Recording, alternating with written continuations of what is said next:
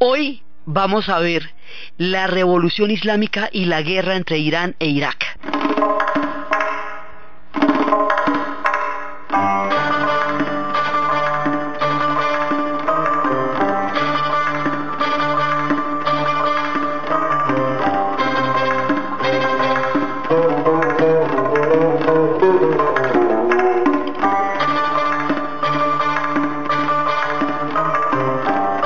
Hemos venido viendo cómo Irán tiene una historia tan larga, cómo tuvo más de 2000 años de hegemonía, de dominación, de imperio, cómo llegó a ser tan poderoso, tan grande, tan magnífico, hasta cuando va a perder ya, digamos, su autonomía en la llegada del Islam a manos de los árabes, pero ellos van a asumir el Irán chiita, el Islam de los chiitas, y cómo más adelante, cuando ya lleguen las potencias occidentales, va a perder la autonomía, y cómo en el intento de nacionalización que se dio durante los 50 se produce la fractura entre Irán y un proyecto de modernidad que de verdad le lleve al pueblo hacia una democratización y hacia un Estado de Derecho.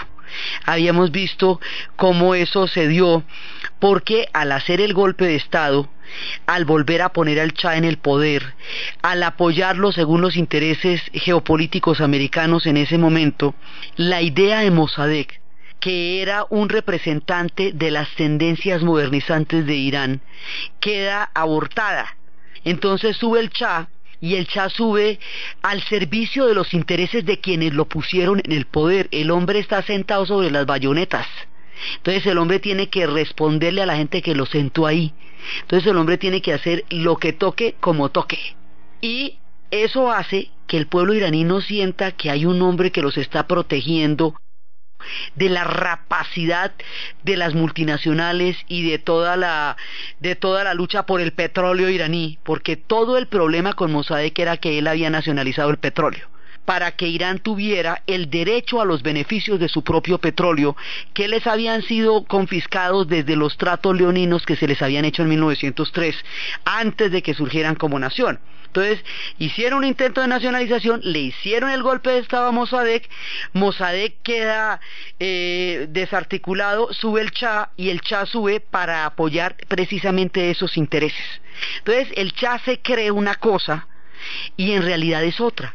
El hombre se cree un padre, se cree un líder, se cree un padre en el sentido de Atatürk. Habíamos visto que él quería emular la figura de Atatürk, el padre de los turcos, pero que Atatürk lo que había hecho era salvar Turquía y salvarla como nación y darle un rumbo e impedir que se la repartieran y que la desbarataran, y lo que hizo fue poner el país a la venta, y al poner el país a la venta se enriqueció de una manera infinita, increíble, y además empleó un proceso de modernización vacío de contenidos.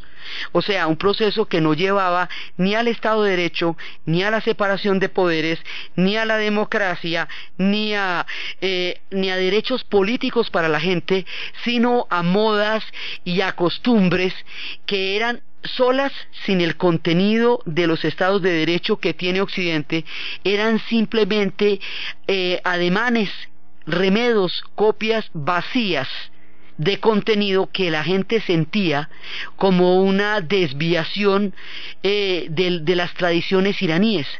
Si a esto le añadimos la corrupción tan grande que se armó alrededor de un poder despótico, de un hombre que gobernaba de manera absoluta y del cual pelechaban todos los que estaban al lado de él, la estructura de los tiranos siempre es la misma. Es un déspota que cree que es dueño de un país, que tiene un montón de gente que está a su alrededor para hacerle la segunda, para decirle que sí a todo, porque a los déspotas quién va y les contradice. Entonces estos personajes pierden todo contexto con la realidad del país en el que viven, porque viven en un palacio fastuoso rodeados de lacayos, enriqueciéndose a la lata. Entonces este hombre se desconecta del pueblo, no entiende lo que está pasando, subestima por completo el poder de los clérigos, y empieza a emprenderla contra los clérigos y a emprenderla, y los clérigos tienen una base social importantísima porque son los que ayudan a la gente también. Entonces, cuando le exigen a Estados Unidos que haga una reforma agraria, lo que habíamos dicho era que le quita la tierra a los clérigos y se la da a la rosca.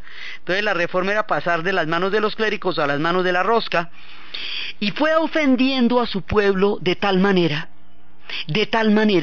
con una modernización ramplona y vacía, que para un pueblo tan espiritual es llenarlos de oropel, llenarlos de cosas innecesarias, en el mundo de los años 60, en el mundo de los años 70, y nuevamente, ahora en la era de la globalización, hay un vacío espiritual gigantesco que se pone en evidencia cuando solamente las mercancías parecen tener valoración, no valor, sino valoración en la sociedad. Un pueblo tan espiritual, tan profundamente místico, tan lleno de una fe milenaria, inventores prácticamente del monoteísmo, o sea, de los más grandes precursores, un pueblo zoroastrista, un pueblo islámico, un pueblo donde habíamos visto que ellos son tan espirituales que viven en un mundo invisible que es el mundo del espíritu y el mundo interior, que tienen inclusive el nombre de las categorías, o sea, una categoría para el mundo exterior que es el material, el visible, pero también tienen un mundo interior que es el invisible, en donde tiene lugar la espiritualidad, donde tiene lugar la vida, digamos, el contacto con la divinidad, con lo sagrado. Sí, ellos viven en esa dimensión, lo mismo que la gente de la India, viven en dimensiones de lo sagrado, la gente de Irán también, entre otras cosas porque son civilizaciones que se han influenciado muchísimo una a la otra. O sea, la influencia persa en India es muy grande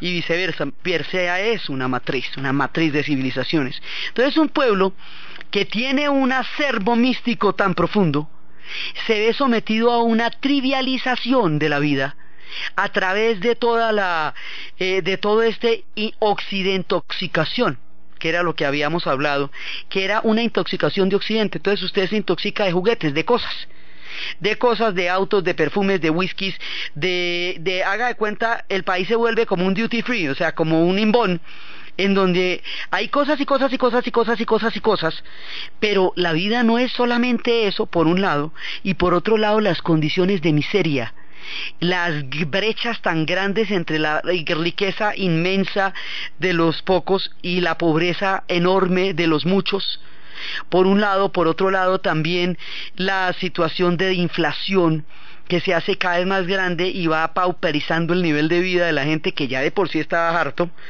y a esto póngale una represión durísima porque la gente no puede protestar. Hay unos niveles de ofensa que el Shah hace contra su pueblo en muchos sentidos.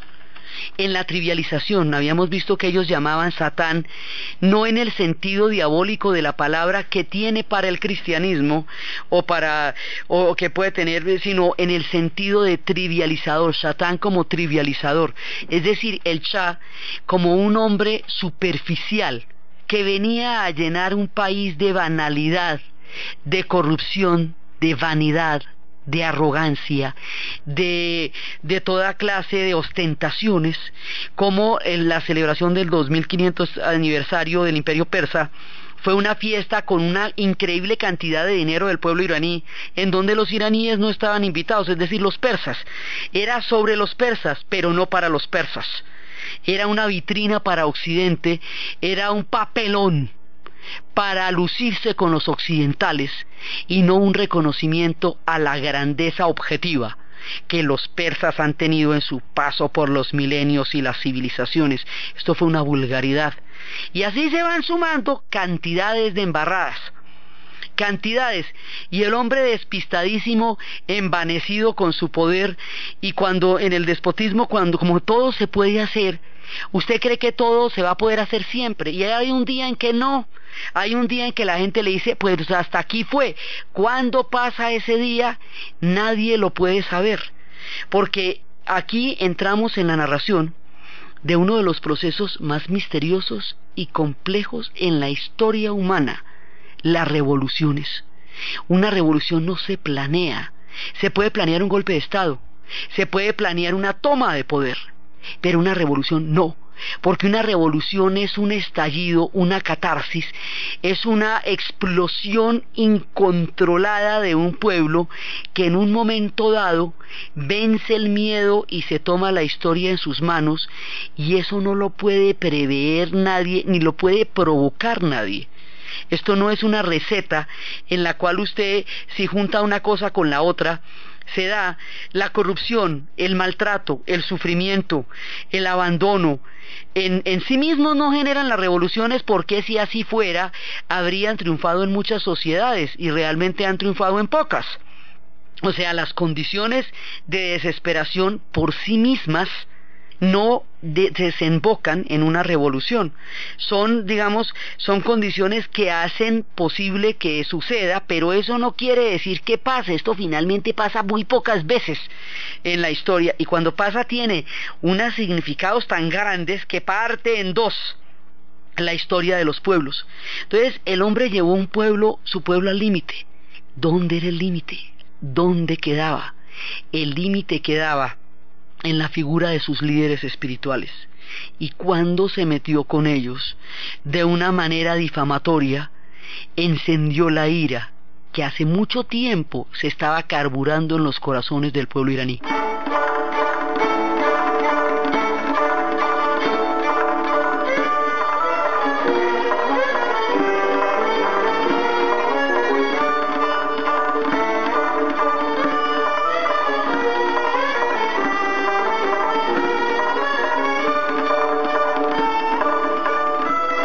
Habíamos visto lo que significa la figura del Ayatollah Khomeini. Habíamos visto que el Ayatollah Khomeini le había dado una salida política a un proyecto de toma de poder del chiismo, que antes no lo tenía, porque el problema de quién transmitía el liderazgo de la espiritualidad chiita en términos de gobernante, ellos no lo habían podido resolver. Y por eso habían ganado los sunitas y los 5 califas. Eso ya lo teníamos claro. El Ayatollah Khomeini se basa en las enseñanzas de Al-Shari, un filósofo contemporáneo de él, que dice que mientras llega el imán, mientras llega el elegido, mientras llega ese Mesías que va a continuar la herencia espiritual, podemos elegir, o digamos, seguir a un personaje que sea un docto en las leyes del Islam, que sea un hombre místico en un sentido sobrio de la palabra, y que tenga una serie de cualidades que lo hagan idóneo para conducir la espiritualidad del pueblo iraní, por lo menos hasta que aparezca el famoso Mesías. O sea, da una solución temporal que es lo suficientemente práctica para que pueda ser tomada en serio y nos dé una oportunidad para acceder al poder los chiitas, que desde el siglo XI se habían considerado traicionados en el desarrollo del Islam después de Mahoma, y que ahora con este personaje ya tenían un cómo y una teoría de poder. Ese personaje que Al-Sharian había descrito, el mismo filósofo que lo describió fue torturado y asesinado en un martirio. La figura del martirio es muy importante en el monoteísmo, en las tres, tanto en el cristianismo como en el judaísmo como en el Islam, pero en el Islam y entre los chiitas enciende imaginarios muy sentidos para ellos. Entonces, fuera de que el formulador de la doctrina va a ser torturado y ejecutado, lo que lo convierte en un mártir, la figura del Ayatollah Khomeini, su discurso, su planteamiento social, su énfasis en la injusticia de los pobres y de los desposeídos, su crítica frentera del Shah en un momento en que hablar era peligrosísimo, lo va haciendo cada vez más parecido a esa figura de la que se hablaba Al-Sharian, es decir, le va dando una legitimidad que se va construyendo alrededor de la sociedad iraní, y que la gente lo va viendo a él como un guía capaz de llevarlos al reino espiritual que ellos querían, al que querían acceder. Entonces habíamos visto que había muchos críticos intelectuales, moderados, de diferentes tendencias políticas, algunos marxistas, algunos progresistas, de muchas tendencias, que estaban en contra del Shah y que así lo manifestaban. La diferencia entre estos personajes y el Ayatollah es que el Ayatollah tenía un lenguaje que podía acceder a la espiritualidad del pueblo. A él le entendían y a los otros no. Incluso aunque hasta estuvieran de acuerdo, a él le entendían porque él les hablaba en el lenguaje del pueblo, y él hacía alusión a los mártires de la familia del profeta, que son los que construyen el imaginario del chiismo, y su vida va a estar también sellada por ese tipo de historias, como el hecho de que a él le hayan matado un hijo. Y digamos, la figura del martirio permanentemente se pone de manifiesto en este proceso, y el Shah siempre va apareciendo como el ejecutor, como el asesino, como el hombre que destruye a los personajes portadores de la fe de los iraníes. Entonces, habíamos visto cómo el ayatolá Khomeini llega a ser una figura preponderante y un poco ungida por el pueblo iraní para conducirlos en la búsqueda de un reino espiritual. Cuando este personaje tiene semejante carisma, después de haber sido profesor en Qom y después de haber predicado y todo, cuando este personaje está rodeado de una aureola tan grande, y a él lo han sacado, entonces primero se va para Irak, donde recibe asilo de Hussein, y luego Hussein lo expulsa, y él termina en París. Y la expulsión de Hussein por el temor de que la presencia del ayatolá Khomeini cree un bloque de los chiitas en contra suya. Recordemos que Irak en ese momento es un país donde una minoría sunita está gobernando a una mayoría chiita y a una gran fracción de gente kurda. Es decir, los menos están gobernando a los más, y eso crea una tensión histórica muy fuerte. La idea de que la presencia del ayatolá pueda crear una alianza con los chiitas contra Hussein hace que expulse al ayatolá Khomeini de Irak. Por eso el hombre termina en París. Eso hay que tener ese dato guardado, porque de ahí es que va a surgir la guerra contra Irak. Entonces, mientras el hombre está en París, al Shah se le ocurre la idea de sacar un artículo difamándolo, diciendo que este hombre es un traidor, y haciendo toda clase de calumnias, de injurias contra el ayatolá para ver si logra desprestigiarlo, inventándole cosas que claramente el pueblo sabía que no eran verdad, que decían más de la inquina del Shah que de la personalidad del ayatolá Khomeini. Bueno, pues ese artículo fue el que prendió la chispa. Como uno nunca sabe cuando la historia es llena de sorpresas, y la historia tiene estallidos y tiene momentos dramáticos en que se cambia la vida de las personas y nadie se los imagina, y en eso consiste la gracia. Por eso es que es tan interesante, porque va y pasa una que usted no se imagina y usted queda pegado del techo y no supo a qué horas. Pues ¿cómo le parece que el artículo les sacó la piedra, pero les voló la piedra que hace rato tenían? Pero fue el artículo el que empezó a llevar a las grandes manifestaciones. Entonces las manifestaciones empezaron en Qom, están muy ligadas a las ciudades de los tapetes, están en Tabriz, porque alrededor de los tapetes están los zocos del comercio, y alrededor de los zocos de los comercios están las mezquitas, y alrededor de las mezquitas están las madrazas, y alrededor de las madrazas está la educación, religiosa, y la comunidad. La vida en estas sociedades es una comunidad hecha alrededor del zoco, o sea, el mercado, y de la mezquita. Es el mundo social de ellos, transcurre ahí. Entonces, por eso en las ciudades donde están los grandes tapetes, los grandes diseños, los poderosos tapetes persas, ahí mismo es donde se van a gestar los centros de la revolución. Entonces resulta que a partir del artículo la gente empieza a desfilar masivamente, desafiando las fuerzas del Shah, la temible Savak, la represión del ejército. El Shah se asusta y empieza a mandar a dispararle a la multitud, y cada vez que entonces esto va cogiendo una dinámica. Las protestas se vuelven masacres, las masacres se vuelven ritos, y los ritos se vuelven movilizaciones, y las movilizaciones van a llevar a una revolución. Y aquí se va a dar una dinámica que nadie se puede imaginar. ¿Por qué? Porque es que al matar la gente, al disparar contra la multitud, esas personas que mueren en una manifestación son mártires. En el Islam y en el mundo iraní, el alma dura 40 días en abandonar este mundo para ir en su viaje hacia la vida eterna. Así que a los 40 días se hace siempre una ceremonia de despedida de la persona que ha muerto, porque su alma ya abandona el mundo.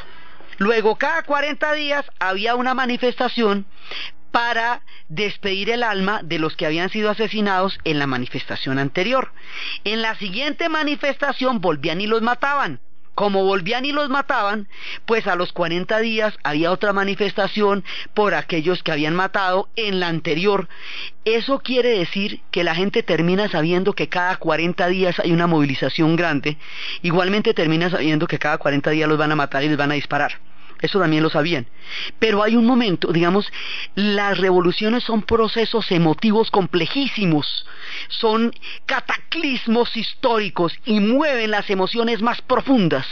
Entonces hay un momento en que el miedo, ese miedo terrible, ese miedo pegajoso, Kapuscinski nos hace una descripción absolutamente visceral, el gran periodista polaco, de lo que se sentía en ese momento, ese miedo que lo va llevando todo, ese miedo que se cola en las casas, ese miedo que se alimenta de rumores, ese miedo que se va apoderando de las personas y que hace que cada vez llegue un chisme más aterrador, y que entre más aterrador sea el chisme, más credibilidad se le da, porque el miedo se alimenta de aquello que más lo atrae, y en la medida en que se alimenta de lo que más lo atrae, crece dentro del alma de las personas, como nos cuenta Kapuscinski en su análisis. Ese miedo, hay un momento en que se acaba, porque en última usted ya no tiene nada más que perder, ¿me entiende? Hay un momento en que la gente ya no le come al miedo. Y el hecho de que se reúnan cada 40 días, sabiendo que van a orar por los que mataron, pero que van a matar a otros, y que a los 40 días van a matar a otros, hace que en alguno de esos 40 días a la gente ya le espante el miedo. ¿Y qué? A ver, ¿cuál es el problema? A ver, nos van a disparar, pues nos dispararon. Entonces, en el momento en que un pueblo pierde el miedo a la represión, a la tortura, a la intimidación, al chantaje, no hay quien lo pare. En ese momento el pueblo decide tomar la historia en sus manos, y cuando eso ocurre, ninguna metralleta es capaz de retroceder semejante manifestación de la historia a través de los pueblos. Esos rostros que tenían los checos cuando desafiaron, ya 20 años después de la primavera de Praga, los últimos reductos de la guardia que quedaban, esos rostros en la plaza de San Wenceslao que ya no tenían marcha atrás, esos rostros los tenían los iraníes, esos rostros de un pueblo que ha tomado la decisión de hacerse cargo de su historia, y que ya no hay quien lo haga retroceder. Esos son los momentos en que no hay marcha atrás. Esos son los momentos en que todo es irreversible. Esos son los momentos en que la historia ruge y cambia los destinos de millones de personas, y de la geopolítica de una región, y del carácter de un pueblo. El pueblo iraní se echó a andar, y esta ritualidad de los 40 días va haciendo que a los siguientes 40 vayan muchos más, hasta que sean millones, hasta esas manifestaciones gigantescas en las calles de Teherán, millones de personas movilizándose, ellos son muchos además. Entonces, cuando ya esto está fuera de control, el Shah ya se da cuenta que su arrogancia lo llevó al límite, pero él todavía no entiende qué hacer. La represión no funciona, el miedo ya no los intimida, ya lo pasan por la galleta. El hombre intenta hacer unas reformas, ya nadie le cree las reformas de nada, porque en otras ocasiones había hecho reformas ahí como para contentar a los americanos, a los norteamericanos, pero después las había echado para atrás. O sea, ya no son horas de nada. Y cuando ya no son horas de nada, en ese momento es cuando el hombre tiene que abdicar, salir del palacio de donde se sentía dueño absoluto. Esto era una monarquía absoluta, un despotismo donde un señor se creía dueño de la vida y de la muerte de millones de personas del pueblo, de uno de los pueblos más antiguos de la humanidad. Entonces, semejante desatino, semejante osadía llega a las puertas del palacio del Shah, y el hombre tiene que abdicar. Sube un hombre de transición, que es Shapur Bakhtiar, tratando de aparecer como un reformador, pero ahí que va, no hay nada que hacerle ahí, y la multitud pide el regreso del Ayatollah Khomeini de París para que lidere la revolución que todo el pueblo le está pidiendo. Y así es que llega el ayatolá al poder. Entonces el ayatolá, cuando llega al poder, como nadie lo puede entender, nadie entiende lo que está pasando, aparece como un personaje bastante pintoresco, con una barba enorme, con unas cejas chistosas y un turbante en la cabeza, ¿sí? Que viene a liderar a los iraníes, quién sabe para qué, quién sabe para dónde, pero al otro día aparecen todos con velos. O sea, Occidente no puede ver, precisamente porque como no tiene una vida interior, no puede ver que esta es una revolución del alma, que es una revolución de la espiritualidad, que es una revolución de la interioridad de un pueblo que se ha sentido banalizado y cruentamente reprimido por un gobernante irresponsable que se creía el dueño y el padre de ese pueblo, como en su momento dado Nicolás II se creyó el padrecito del pueblo ruso, a quien dejaba de morir de hambre y metía en guerras mundiales. Entonces el hombre se va del palacio, nadie lo quiere recibir, anda como un paria por todas partes, estuvo por Panamá, estuvo por todos lados, finalmente murió de cáncer, hecho un cualquiera en la vida, y lo enterraron en el Cairo. En la mezquita de Saladino está enterrado en una tumba de mármol verde, pero es que uno se lo topa. O sea, no pasa nada ahí, sino que uno ve, ¿qué hace el Cha por aquí? Pues allá vino a terminar en una peregrinación fatídica y patética de un hombre envanecido por el poder, que se creyó invencible y se creyó inmortal, y que en su vanidad llevó el pueblo iraní al límite de su paciencia. Entonces sube el ayatolá Khomeini, y entonces ¿qué va a pasar? Que se va a transformar el mundo como lo conocimos y como lo conocieron ellos.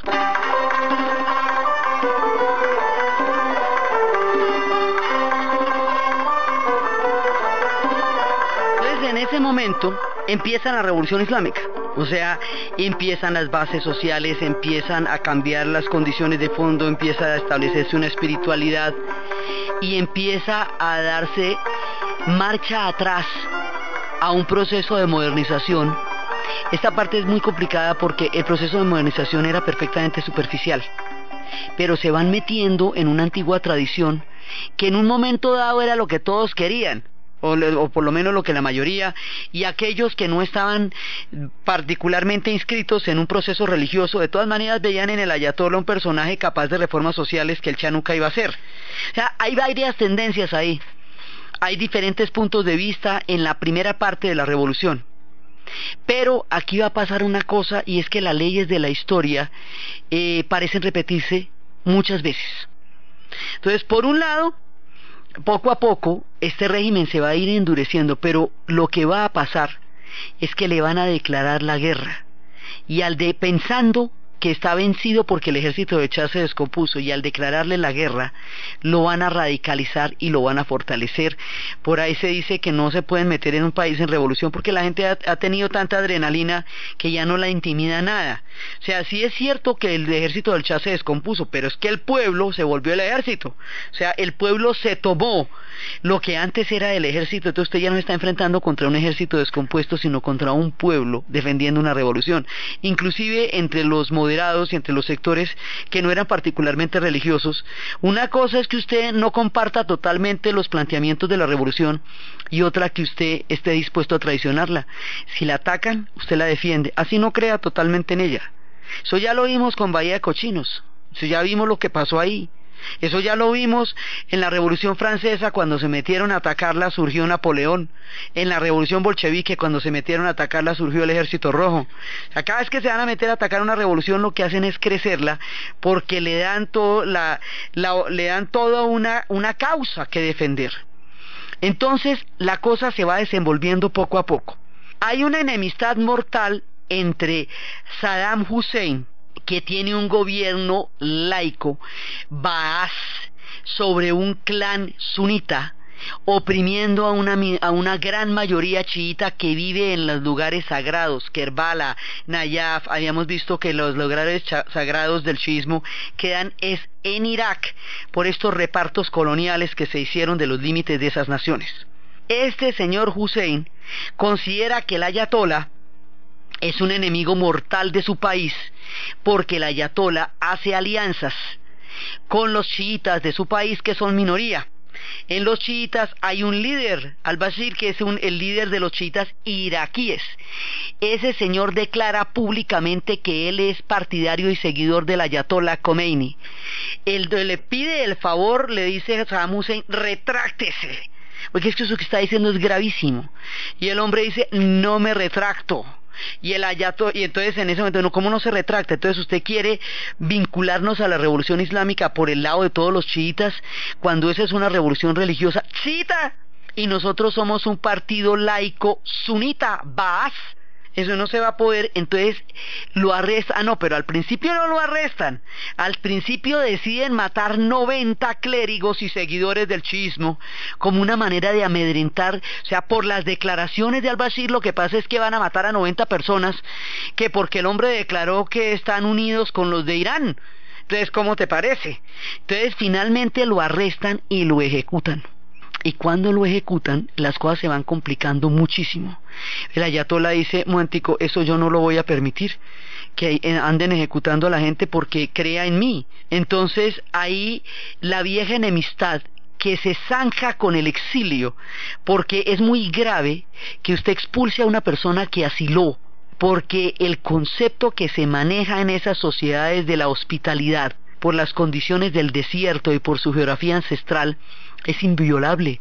¿Se acuerdan las 1001 noches que la gente, si usted va a matar a su enemigo, no recibe sal de él, no recibe comida de él, porque usted sí acepta su hospitalidad, usted está aceptando su amistad? Que Hussein lo haya expulsado de Irak, que haya violado la hospitalidad y el asilo, este hombre no se lo va a perdonar nunca.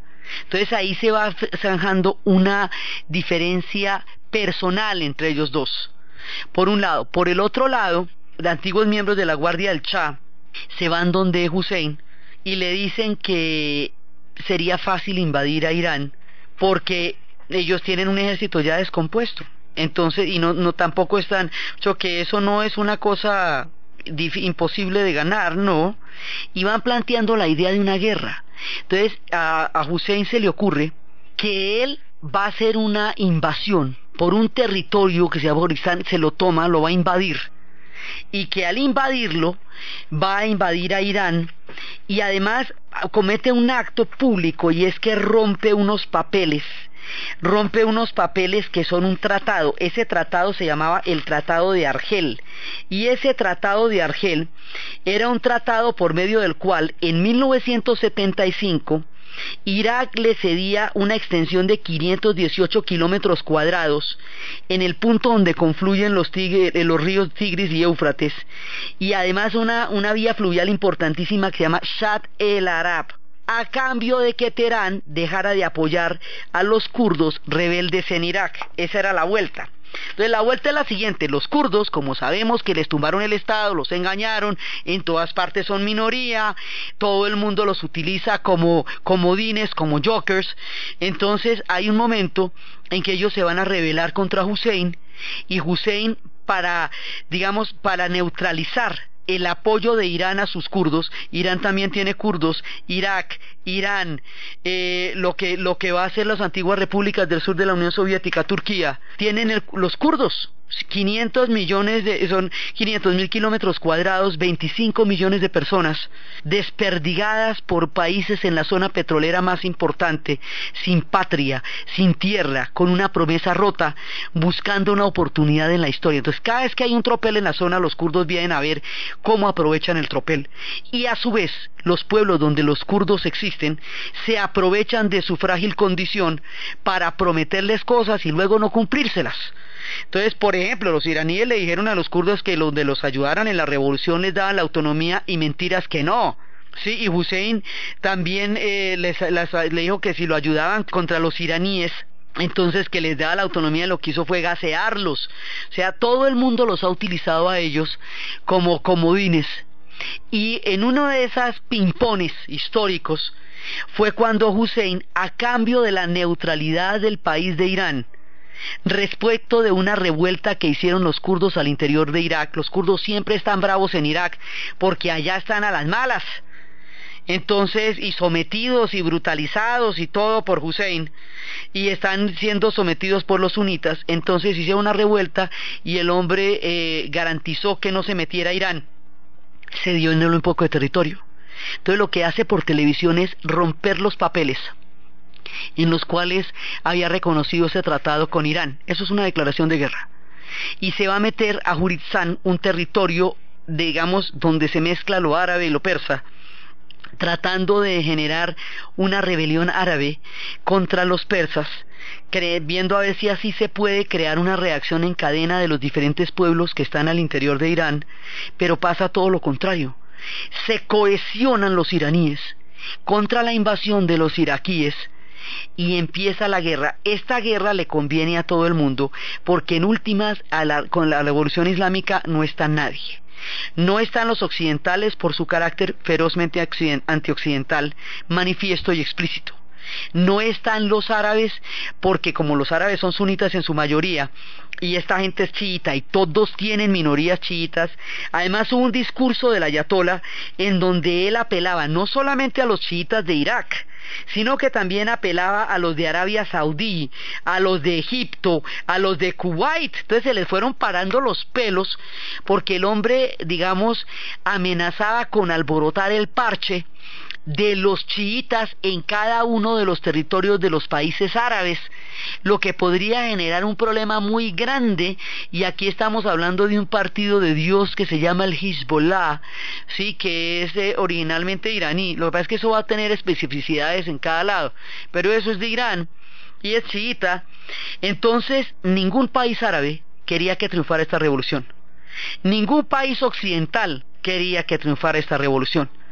Hussein estaba personalmente comprometido en acabarla. Hussein le declara la guerra, invade, y en ese momento todo el mundo lo apoya. Y ahí es cuando le dan las famosas armas de destrucción masiva que luego le van a hurgar y le van a buscar y no le van a encontrar. Ahí es cuando se las dan, ahí es cuando Gran Bretaña, ahí es cuando Inglaterra, ahí es cuando Francia, ahí es cuando la Unión Soviética, ahí es cuando los Estados Unidos, ahí es cuando Alemania, ahí todo el mundo le va a dar armas al hombre. Sí, todo el mundo, que para que pelee la guerra contra Irán. Entonces, en ese momento, Hussein ya es un asesino. En ese momento Hussein ya ha hecho masacres enormes sobre los chiitas, ya ha hecho masacres enormes sobre los kurdos, pero en ese momento se convierte en un aliado que Occidente necesita frente a alguien que considera mucho más peligroso todavía que él, que es la revolución islámica. Ya después, cuando el hombre pase la cuenta de cobro de todo lo que él invirtió en la guerra y cómo se le ayudan a pagar, es cuando le van a decir que él tan malo y que él tan villano. Pero el malo y villano, digamos, él tenía su geniecito desde antes. Eso es después que queda convertido en un monstruo. Cuando era un aliado ya tenía todas las cosas por las cuales lo juzgarían después, y ahí está la doble moral de la agenda internacional, en ese temita.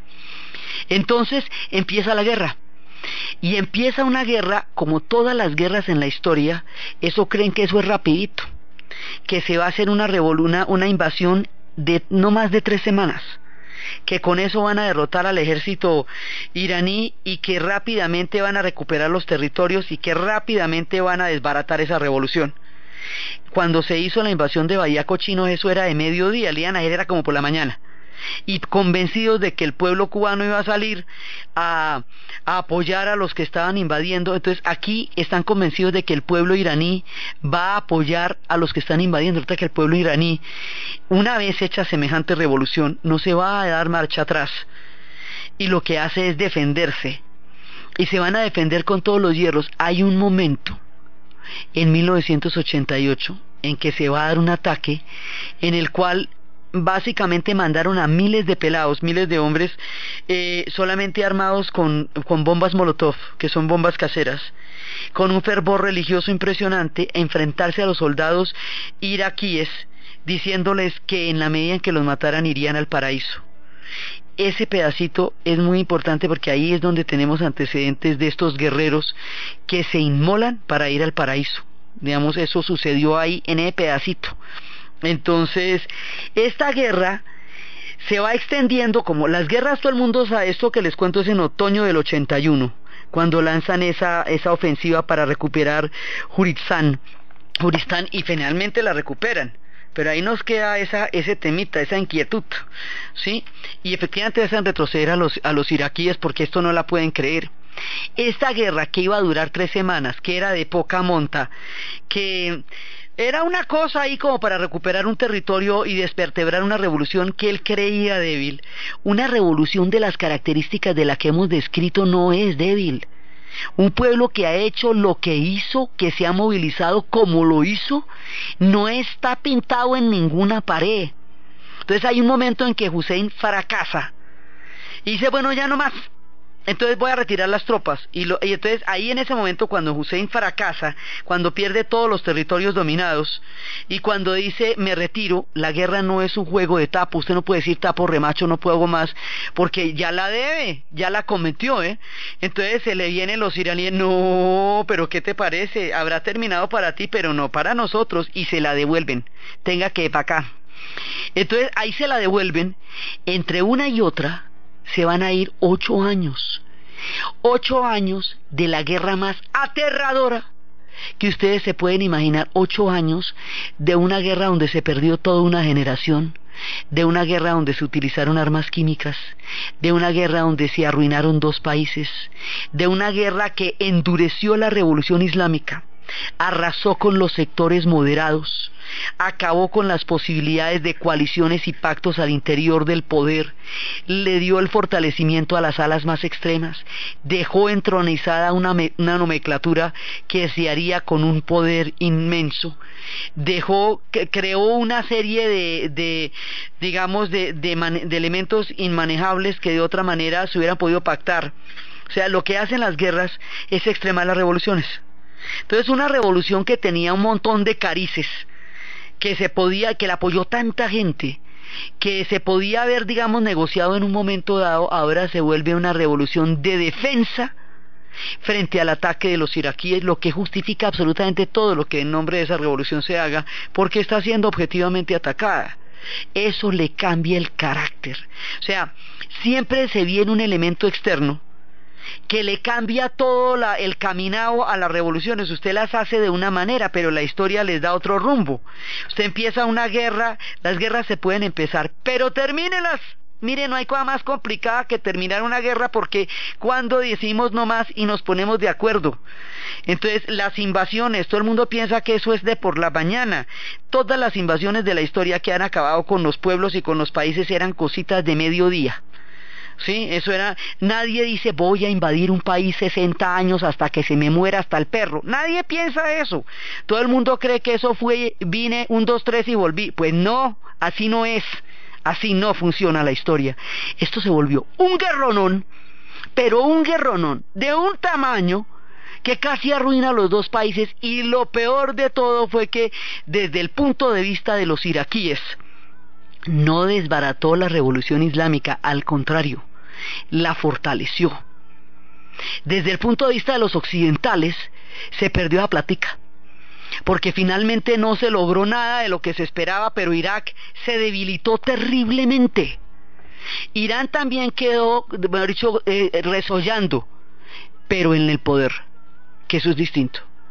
Ahí se perdió una generación, les digo, la cantidad de gente, pues son 1 millón de personas murieron en esos 8 años de la guerra. De pelados, acuerden cómo es la guerra, ¿no? Los más aptos, los más fértiles, los más bonitos, los mejores, los coge y los mata para que no quede la herencia genética, ¿no? Entonces acabó con todos los chéveres, acabó eso, y ya queda un país herido, devastado, sí, cimbroneado.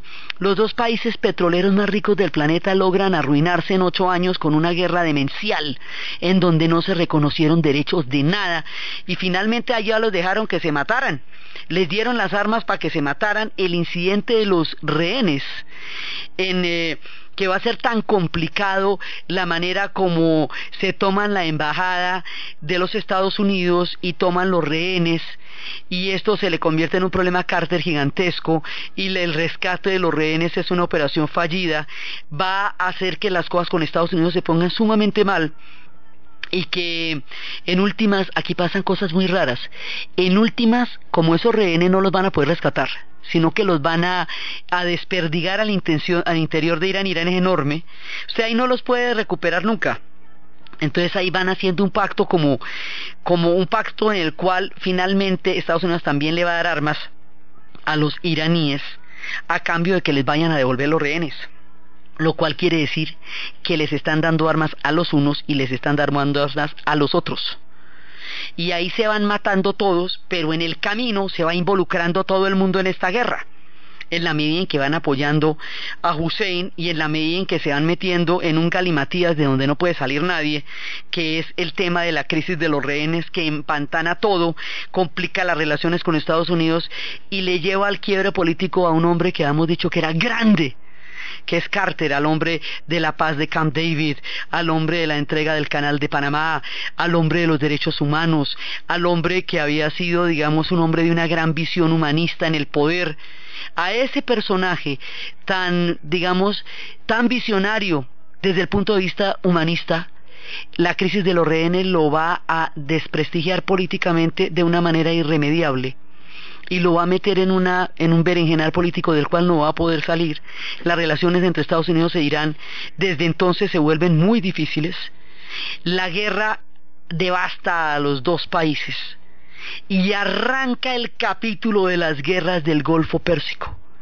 Ahí es cuando todas las guerras del Golfo se empiezan a encadenar unas con otras, porque es después de eso que se abre esta continuidad de conflictos que dura hasta nuestros días. Es después de eso que va a decir Hussein que él necesita recuperarse de la guerra, así que o Kuwait le perdona la deuda que él hizo para meterse en la guerra, o suben los precios del petróleo, o le dan ayuda para reconstrucción. La plata para reconstrucción no se la van a dar, le dicen la plata la dimos para que se maten, pero para que se reconstruyan no. La plata es para el plomo, no para la comida. Uno. Kuwait le dice no le perdono la deuda, que era un deudorón terrible. No le suben los precios al petróleo, entonces dice, bueno, ¿y entonces yo qué hago? Entonces, de la manera más loca y demencial, es cuando Hussein decide invadir a Kuwait. Y ahí arranca la guerra del Golfo Pérsico, que no se puede entender sin la guerra Irán-Irak. A todas estas, ¿qué está pasando en el país de Irán una vez que acabe la guerra? ¿Qué rumbo va a coger esa revolución? ¿Para dónde va? ¿Qué ha pasado en estos 30 años? ¿Cuál ha sido el rumbo de este hecho histórico que ha transformado tanto la suerte de la región del Medio Oriente? Eso es lo que vamos a ver en el siguiente programa.